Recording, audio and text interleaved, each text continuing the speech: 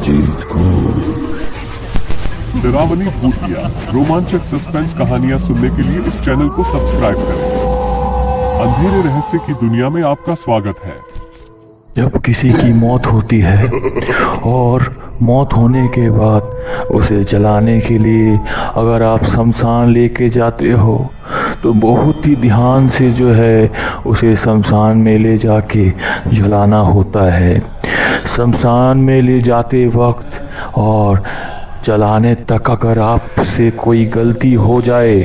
तो फिर ऐसा भी हो सकता है कि वो मुर्दा जो है ज़िंदा हो जाए। लेकिन अगर वो मुर्दा ज़िंदा होगा तो क्या सच में ज़िंदा होगा या फिर कोई आत्मा उसके शरीर में प्रवेश करने के वजह से वो मुर्दा जो है एक जिंदा लाश का रूप ले लेगा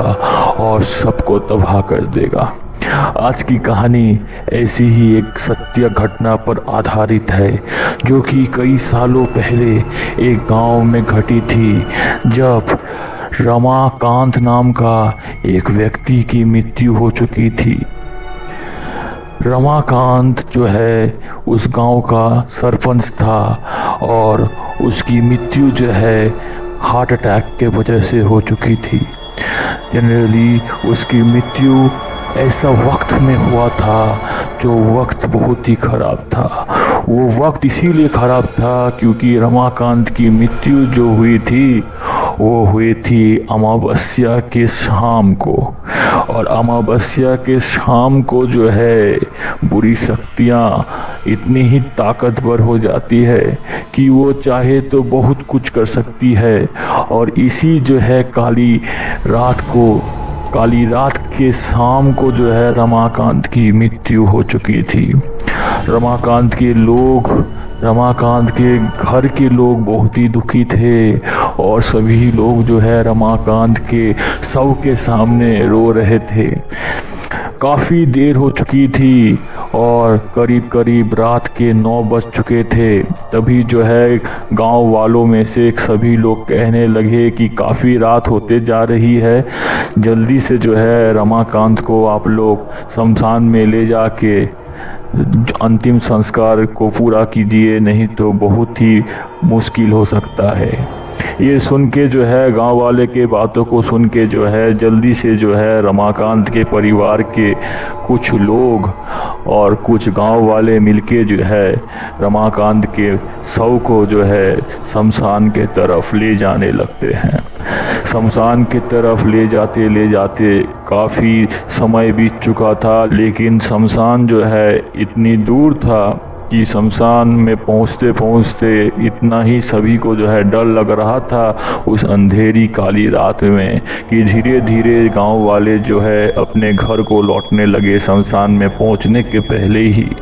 शमशान में पहुंचते कुछ चुनिंदे 2-3 गांव वाले ही रह गए थे और रमाकांत के 2 लड़के ही थे। वो 6 जन मिलके जो है रमाकांत का शव को लेके जो है फाइनली पहुंच जाते हैं शमशान में। शमशान में पहुंचते ही वो देखते हैं कि शमशान में जो है एक तालाब था जिसमें जो है शव को जो है नहलाया जाता था। तो फिर रमाकांत का डेड बॉडी को जो है उसी तालाब के पानी से जो है नहलाया गया और नहलाने धुलाने के बाद उसके शव को जो है पूरी तरह से निर्वस्त्र करके जो है चिता में रखा गया। चिता में रखने के बाद जो है उस चिते को अच्छी तरह से जो है बांधा गया, क्योंकि कभी कभार ऐसा होता है कि जब मुर्दा चिते में जो है लेटता है तो कभी कभार जलाते वक्त जो है वो मुर्दा खड़ा होके बैठ जाता है या फिर खड़ा होके चलने भी लगता है। ठीक है, तो इसके वजह से जो है रमाकांत के शव को जो है चिता के साथ बहुत ही जोर से जो है रस्सी से कस के बांधा गया था। तभी जो है अचानक मौसम बिगड़ गया और उस अंधेरी रात में मौसम बिगड़ने के वजह से ज़ोर से हवाएं चलने लगी, इतनी ज़ोर हवाएं चलने लगी कि शमशान के 2-3 पेड़ जो है गिरने लगे थे। बहुत ज़ोर से जो है वज्रपात होने लगा और जो है ज़ोर से बारिश शुरू हो चुकी थी। ऐसी मौसम का कहर को देख के जो है उन 6 जन में से जो है 5 जन भाग करके जो है उस शमशान में एक छोटा सा खड़े होने का जगह था उसमें पहुंच जाते हैं। एक छोटा सा घर था, उसके अंदर दौड़ के चले जाते हैं और एक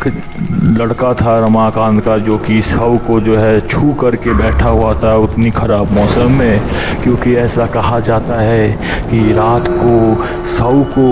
हर वक्त जो है किसी को छू करके रखना चाहिए, क्योंकि शमशान में अगर शव अकेला रहे और उसे कोई भी जिंदा इंसान नहीं छू के रहे तो फिर पूरी आत्मा जो है उस शव में जो है वास कर लेती है और वो मुर्दा आदमी वो शव जो है एक जिंदा लाश के रूप में वो जीवित हो उठता है आत्मा के घुसने के वजह से। रमाकांत का लड़का ये बहुत अच्छी तरह से जानता था इस घटना को विषय में, इसीलिए जो है वो रमाकांत का लाश को जो है छू करके बैठा हुआ था उतना ख़राब मौसम में, उतना बारिश आंधी में भी। लेकिन मौसम इतना ही ख़राब हो चुका था कि उसके लिए भी असंभव नहीं हुआ, क्योंकि जो है वज्रपात हो रहा था और अभी जो है उसे ऐसा लग रहा था कि शायद वो ही मर जाए इतना ख़राब मौसम में। जो भी हो वो जो है शव को छोड़ करके उस शव को जो है अकेले छोड़ करके भाग जाता है और उन्हीं 5 आदमी जिस घर के अंदर था उस शमशान में उसी घर के अंदर जो है पहुंच जाता है रमाकांत का लड़का। अभी जो है शमशान में जो है रमाकांत का देह, रमाकांत का शव अकेला था उस चिता में। आंधी तूफान तेज हो रही थी और काफ़ी समय हो चुका था। रमाकांत का 2 लड़के और गांव वाले जो है 2-3 आदमी इंतज़ार कर रहे थे कि कब जो है ये तूफ़ान थम जाए और वो जल्दी से जो है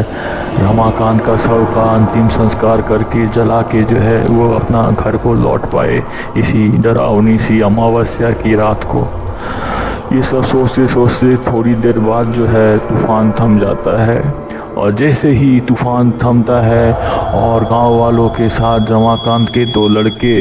उस चिता के सामने पहुंचता है तो वो देखते हैं कि चिता में रमाकांत का शव नहीं है। चिता सूना पड़ा हुआ है, उस चिते में कोई भी नहीं है। चिता में जो रस्सियां से बांधी गई थी वो भी खुदी हुई है। ये देख सभी बहुत ही डर जाते हैं और सबको ऐसा लगने लगता है कि शव शायद जो है किसी ने चोरी कर लिया है या फिर जो है शव जो है चल के जो है वो कहीं पे चला गया होगा, क्योंकि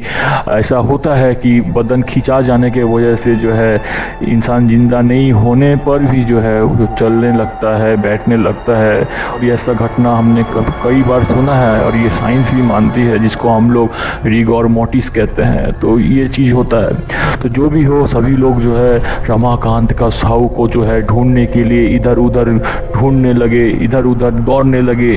लेकिन रमाकांत का शव जो है कहीं पे भी नज़र नहीं आ रहा था। सभी जो है निराशा के साथ अपने गांव की तरफ लौटने लगे और जैसे ही वो गांव में लौटे तो उन्होंने पाया कि रमाकांत जो है अपने घर के सामने जो है बैठा हुआ है। किसी को विश्वास नहीं हो रहा था कि वो अपने आंखों से जो देख रहे हैं ये हकीकत में हो रहा है, क्योंकि रमाकांत ऐसा दिखाई दे रहा था कि वो ज़िंदा हो चुका है। सभी गांव वाले और रमाकांत के 2 लड़के जो है उसके पास पहुंचता है और उन्हें कहता है कि आप यहाँ कैसे आ गए। रमाकांत कहता है कि बुड़बक मैं ज़िंदा था और तुम लोगों ने मुझे मुर्दा समझ के जो है मुझे शमशान में जलाने के लेके चले गए। क्या चाहते हो? मेरा सभी संपत्ति हड़पना चाहते हो? मैं ज़िंदा हूँ और ज़िंदा होते हुए भी तुम मुझे मुर्दा समझ के जलाने के लिए चले गए। ये बात सुन के जो है रमाकांत के लड़के कहते हैं कि आप आपका जो नफ्स था, आपका नफ्स जो है, हमारे जो डॉक्टर थे उन्होंने जांच करके ये बताया था कि आपकी मृत्यु हो चुकी है। ना आपकी सांसें चल रही थी, ना आपकी नफ्स चल रहे थे, आप तो मर चुके थे, फिर आप जीवित कैसे हुए। ये सुन के रमाकांत बहुत ही क्रोधित हो जाता है और वो कहता है कि नहीं, मैं मरा नहीं था, मैं ज़िंदा था, लेकिन शायद मैं बेहोश हो चुका था, लेकिन मैं मरा नहीं था। जो भी हो, गांव वालों को ये थोड़ा सा अजीब लगा। रात को जो है, उसी रात को सभी गांव वाले जो है वहाँ पे एकत्रित हो गए ये देखने के लिए कि एक मुर्दा आदमी भी जो है जीवित हो चुका है। और वो देखते देखते रमाकांत के घर के सभी लोग जो है बहुत ही खुशी होने लगे, क्योंकि एक आदमी जब मृत्यु होता है और वो फिर से जीवित हो उठता है तो इससे खुशी की बात और कुछ होती नहीं है। तो जो भी हो, सभी बहुत खुश थे, लेकिन गांव वालों को ये विश्वास नहीं हो रहा था। तो रमाकांत ये कहने लगा कि जैसे ही सुबह होगा मुझे तुम उस डॉक्टर के पास लेके जाना जिस डॉक्टर ने मेरी नफ्स को दबा के ये कहा है कि मैं मर चुका हूँ, मेरे नफ्स का जांच करके ये कहा था कि मेरी मृत्यु हो चुकी है। उस डॉक्टर को मैं मार डालूंगा, क्योंकि मैं ज़िंदा होते हुए भी उसने मुझे मुर्दा बना दिया। ये सब सुन के गाँव वालों में से एक आदमी जो है दौड़ के जाता है धीरे से, और वो उस डॉक्टर को बताता है उसी रात को कि रमाकांत ज़िंदा हो चुका है। और ये बात सुन के वो डॉक्टर को जो है विश्वास नहीं होता है, क्योंकि उसने बहुत ही अच्छी तरह से जांच किया था रमाकांत का बॉडी को, तो उसने पाया था कि रमाकांत की मृत्यु हो चुकी है। तो डॉक्टर को ये अजीब लगा और वो गांव वालों में से जो ये खबर पहुंचाने के लिए उस डॉक्टर के पास गया था, वो कहता है कि रमाकांत आपके ऊपर बहुत ही गुस्सा है, आप कुछ कीजिए। तो ये बात सुन के जो है वो डॉक्टर जो है थोड़ा घबरा जाता है और वो विश्वास भी नहीं करता है कि वो जीवित हो चुका है। तो बेसिकली वो एक तांत्रिक के पास जाता है। वो डॉक्टर जो है उसी रात को जो है पास के गांव में एक तांत्रिक था जो कि जंगल में जो है साधना करता था। तो फिर वो तांत्रिक के पास वो पहुंचता है वो डॉक्टर, और तांत्रिक को जो है सारे घटना के विषय में जो है वो बताता है। वो तांत्रिक कहता है उस डॉक्टर को कि तुम कुछ भी करके जो है उसके लड़कों को ये खबर दो कि वो जीवित नहीं है, बल्कि उसके शरीर में एक बुरी आत्मा ने वास किया है, जिसके वजह से वो एक जिंदा लाश बन चुका है। और अगर उसे ना ख़त्म किया जा सके, उसे अगर हम नहीं जला सके, तो वो इस गांव में सभी लोगों को है धीरे धीरे जो है मार डालेगा। ये बात सुन के वो डॉक्टर जो है गांव वालों में से ही कुछ एक दो लड़कों को कहता है कि तुम चुपके से जाओ और ये खबर जो है रमाकांत के दो लड़के को दे दो। रमाकांत के दो लड़के को बोलो कि ऐसा ऐसा हुआ है, उसका पिताजी जीवित नहीं है, बल्कि उसके शरीर में एक बुरा आत्मा का प्रवेश है, और उन्हें इस तांत्रिक बाबा के पास लेके आओ। ये बात सुन के जो है वो जाते हैं और चुपके से जो है ये बात बताते हुए रमाकांत के दो लड़के को जो है उस तांत्रिक के पास लेके आते हैं। तो वो तांत्रिक रमाकांत के वो दो लड़के को कहते हैं कि बुड़बक, तुम्हें ये समझ में नहीं आता है कि शव को अगर कोई ना छुए, शमशान में शव अगर अकेले चिता में पड़े रहे तो उसके अंदर बुरी आत्मा घुस सकती है। तुम लोगों ने तो चिता के साथ जो है शव को बहुत ही कस के जो है रस्सियों से बांधा था, फिर एक शव के अंदर उतना कैसे ताकत आ गया, या फिर हम कहेंगे इंसान, अकेले इंसान के अंदर में कैसे इतना ताकत आ गया कि वो 20-30 रस्सियाँ जो है उस चिता में से तोड़ करके जो है भाग जाए वहाँ से। ये बात सुन के जो है रमाकांत का लड़का सब चौंकने लगे। तांत्रिक ने कहा कि इतना शक्ति सिर्फ और सिर्फ एक आत्मा का ही हो सकता है, एक बुरी आत्मा का ही इतना शक्ति हो सकता है कि वो इस तरह से जो है उस चिता में से बंधी हुई रस्सी को खोल करके बाहर आके इतनी जल्दी जो है गांव में पहुंच सके। जो भी हो, ये बात सुन के रमाकांत के लड़के भी जो है वो समझ जाते हैं कि रमाकांत जो है अभी ज़िंदा नहीं, बल्कि उसके शरीर में जो है एक आत्मा का वास है। तांत्रिक कहता है उसके लड़के को कि अगर तुम्हें अभी भी विश्वास नहीं हो रहा है कि रमाकांत सच में ज़िंदा नहीं है, उसके अंदर में बुरी आत्मा का प्रवेश हुआ है, तो फिर तुम अपने घर में जो है जितना भी जो तुमने मुर्गी पाला हुआ था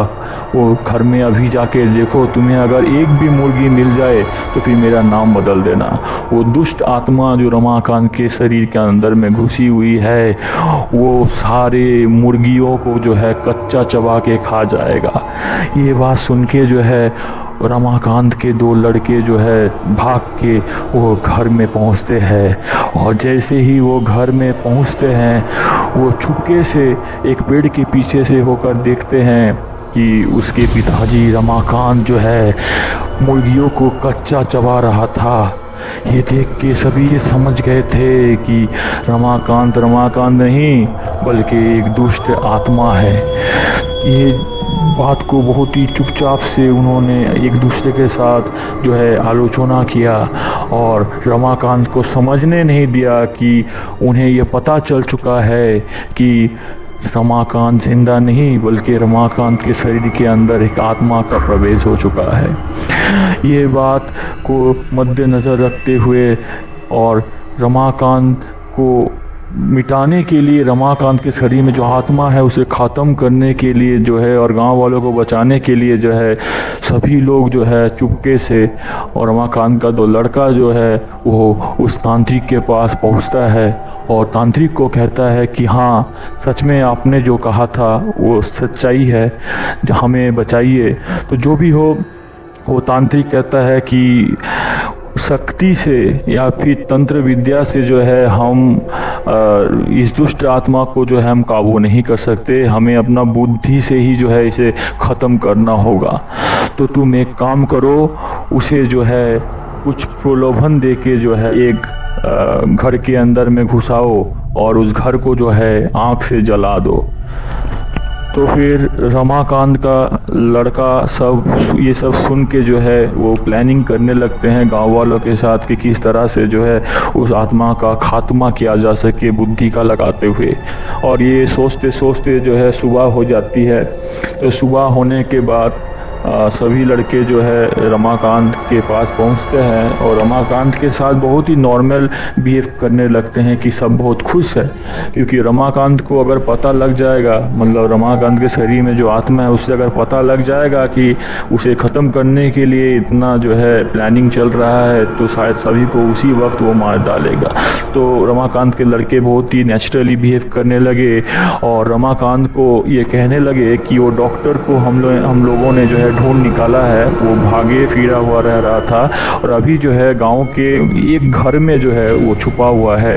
तो आपको हम लोग आज रात को जो है उस घर में लेके जाएंगे, आप उस डॉक्टर को मिलके उसको मजा चखाना कि वो कैसे जो है आप ज़िंदा होते हुए भी आपको मुर्दा साबित कर दिया और आपको जलाने के लिए मजबूर कर दिया शमशान में।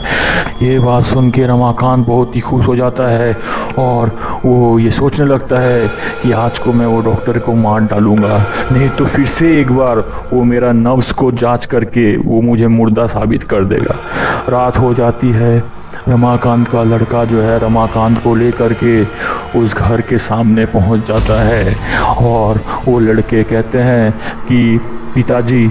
आप अंदर जाइए, अंदर में डॉक्टर साहब है, उन्हें आप मजा चखा के आइए, हम लोग बाहर में थोड़ा सा टॉयलेट करके आते हैं। तो ये बात सुन के जो है रमाकांत बोलता है ठीक है तुम लोग रहो बाहर में, मैं अंदर जाता हूँ, अंदर जाके जो है उसको मजा चखाता हूँ। तो जो भी हो रमाकांत जैसे ही अंदर घुसता है, बगल में से जो गांव वाले छुपे हुए थे वो उस घर के दरवाजे को बंद कर देते हैं और घर में जो है चारों तरफ से आग लगा देते हैं। इसी तरह से जो है रमाकांत के साथ शरीर के साथ साथ उसके शरीर के अंदर में जो आत्मा ने भर किया हुआ था उस आत्मा का भी खात्मा हो जाता है और गांव वालों के साथ साथ रमाकांत का परिवार भी बच जाता है। तो इसी कहानी से हमें यही सीख मिलता है कि रात को मुर्दा को जलाना बहुत ही खतरनाक होता है, और अगर जलाना भी है तो हर वक्त जो है मुर्दा के साथ ही रहिए, उस मुर्दे को जो है अकेले ना छोड़े। अगर आप मुर्दे को, शव को, चिता को अकेले छोड़ देंगे तो फिर कोई दुष्ट आत्मा का प्रवेश उसमें हो सकता है। ये कहानी अगर आपको पसंद आए, चैनल को जल्दी से सब्सक्राइब कर दीजिए, और इस तरह के कई रहस्यमय भूतिया कहानियों को सुनने के लिए चैनल को जल्दी से सब्सक्राइब कर अपने दोस्तों के साथ शेयर कर दीजिए।